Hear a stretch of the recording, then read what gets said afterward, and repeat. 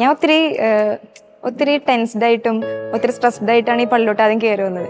ഇവിടെ വന്നപ്പോൾ തന്നെ നേരെ കണ്ടത് ഈ കാർലോൻ്റെ ഈ ഒരു ബ്യൂട്ടിഫുൾ ആയിട്ടുള്ളൊരു പിക്ചറാണ്. അത് ആക്ച്വലി എൻ്റെ ലൈഫിൽ ഞാൻ ഇങ്ങനെ ചിന്തിക്കണമായിരുന്നു. ഞാനൊക്കെ ഇങ്ങനെ ജീൻസൊക്കെ ഇട്ടിങ്ങനെ നടക്കുമ്പോഴത്തേക്കും ഈ ഒരു വിശുദ്ധൻ, അതായത് നമ്മളുടെ ഒരു ജനറേഷനിൽ ഈ ഒരു വിശുദ്ധൻ ഇവിടെ നമുക്ക് ചലഞ്ചിങ് ആയിട്ട് നിൽക്കുന്നത് അതൊത്തിരി എന്ത് പറയേണ്ടതെന്ന് അറിയില്ല. അത്രയ്ക്കും ഭയങ്കര ഒരു എക്സ്പീരിയൻസ് ആയിരുന്നു. ഇവിടെ വന്ന് പ്രാർത്ഥിച്ചപ്പോഴൊക്കെ ഈ ഒരു ലിക്കിൽ വിശുദ്ധൻ്റെ അടുത്ത് വന്ന് ഇരിക്കണ പോലെ, അതായത് ഒരു ഫുട്ബോളൊക്കെ പിടിച്ച് ഭയങ്കര ഒരു എക്സ്പീരിയൻസ് ആയിരുന്നു. അത് എങ്ങനെ പറയണമെന്ന് അറിയില്ല ശരിക്കും.